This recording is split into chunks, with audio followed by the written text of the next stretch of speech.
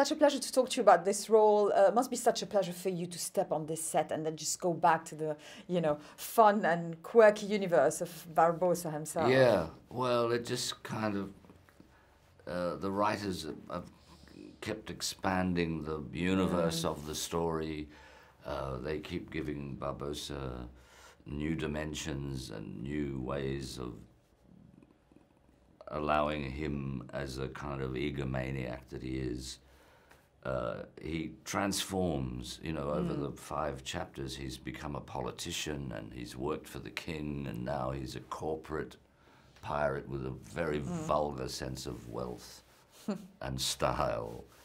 And there are secrets from the past, way from the beginning, even before the Curse of the Black Pearl. The time frames I found very interesting, that, you see Will Turner's son has grown up. We've all got older. There's a lot of little nice themes about what parenting and children do together in this pirate world. Yeah, no, absolutely. When you first stepped into, a Pirates of the Caribbean set as Barbossa, did you imagine his backstory? And was what happens here any part of it, or it was completely out of the imaginative? Yes, well, there was one key line in the first film, The Curse of the Black Pearl, where one of the minor characters, before I've even entered the story, describes the mystique of this terrifying figure called Captain Barbossa.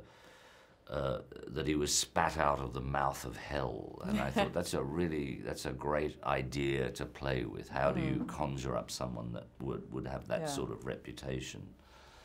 But in the first film, Barbossa is obviously his adopted stage name.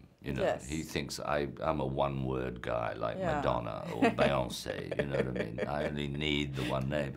He certainly has the hair. Yeah, I know. And I looked at the name and I went, it's a very clever name, but he's obviously English. I went, this guy, I wrote for my own imaginative purposes, I thought he's probably grown up in the countryside outside of Bristol, which is the big port. That's where, for Britain, the whole naval world originated. And when they proposed the idea of the apple, I said it must be green because it would be a memory of his childhood in the countryside, because it's cider territory, And I imagined that for financial reasons, he went and joined a ship as a cabin boy and got to know how life on the sea operated. And then he saw the captain's quarters and thought, there's no way I'll ever get to go to naval college and go up through the ranks. I'll just kill a few people and take charge. Might as well go rogue. Yeah, that's right. Well, that's quite interesting, actually, because, everyone thinks that this is like a big entertainment popcorn movie, but actually there's a lot of research that can inform the character space, especially the naval life of the time. Yeah. Well, when Walt Disney created the ride back in the 60s, I saw a documentary on that once, and he had his team of engineers and imaginative artists look very much into that. I don't know, maybe it was like a 60-year period in the 18th century when, Britain and Portugal and Spain and the Dutch, all the maritime countries, the imperial countries that were colonizing the rest of the world. So there was a lot of wealth on boats. Exactly. Bringing back produce or gold or whatever. And piracy kind of evolved. Often the privateers would be working for the Protestant King of England and fighting the Catholic King of Spain.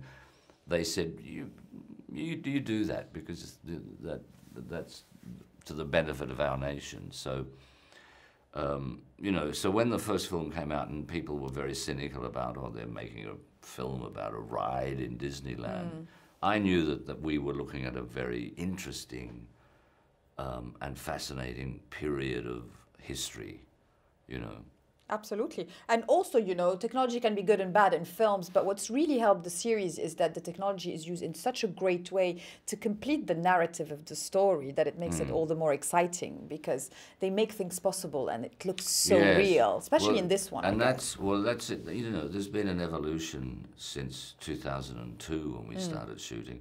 On the first three films, well, on the first film, it didn't really feel that the CGI took over. We were actually out at sea on boats for day after day after day for weeks and months.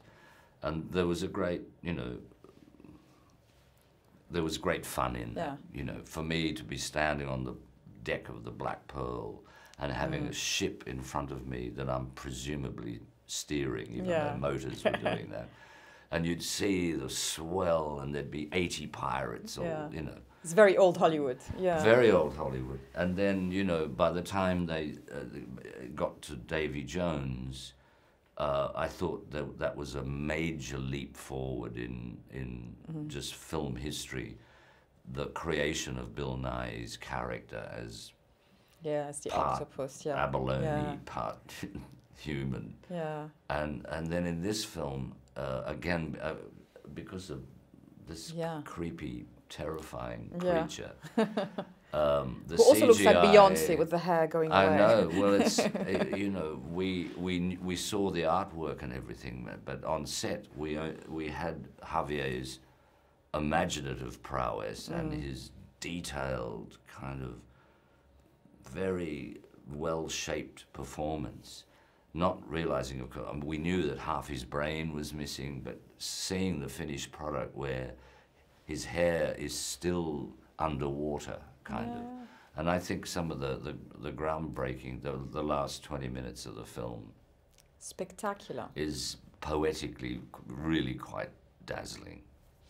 Does it remain the character that, you know, day-to-day audience members recognize you the most for because of the series? Although, you know, you're an Oscar winner, you're a stage actor, you've done so many things. Well, I suppose because there have been 5 chapters of the story and it's been in cinemas or on DVD or now streamed or whatever, I think it has kind of entered, there's a pop cultural appeal. I just know from fan mail. God knows how many letters Johnny gets, but I get some. And over the course of those years, you know, they now come from China as well, and Russia and Slovenia and South America. It's you feel embraced by whatever demographic that is that chooses to write. They give you really thrilling feedback, you know. And do you enjoy promoting them in the sense of going all over the world, you know, having this direct contact with the fans all the time and getting their feedback? Yeah, well, yesterday at Paris Disneyland, there were, I don't know, I would have thought there were maybe possibly 5,000 or 6,000 people. I'm a bit like Donald Trump. Maybe I'm boosting the numbers. Well, hey, you know, it remains Hollywood anyway. Whether but it's you know, I said to Jerry Bruckheimer, I said, this is the fan base, and there's an energy from them that says we absolutely are enchanted and thrilled by these characters and these storylines and the madness of it, and I think they appreciate that it's also, for a Disney film, it's quite gritty, and the pirates look sick and diseased and dirty and ruthless. In the popular imagination, I think that's been working really well. Absolutely. Do you enjoy and get a kick out of seeing Johnny Depp as Captain Jack Sparrow, because he kind of transforms into the character, and it's, you know, look, great fun? It's you know, we've, since 2002, when we had initial talks about who are these people and how can we make them more like archetypes rather than stereotypes, you know. And Johnny took on such a kind of idiosyncratic, very imaginative kind of premise for what Jack Sparrow would be. And he said, you know, I'm interested in the British rock stars from the 60s because they dress flamboyantly and they had a brand, you know. But I love the fact that he said, when I analyze the character. They spend half their life on a boat and half their life on land. And he said, I'm going to play with never getting my sea legs right. And he said they spend all their time in the sun and they drink a lot of rum because the water would be foul.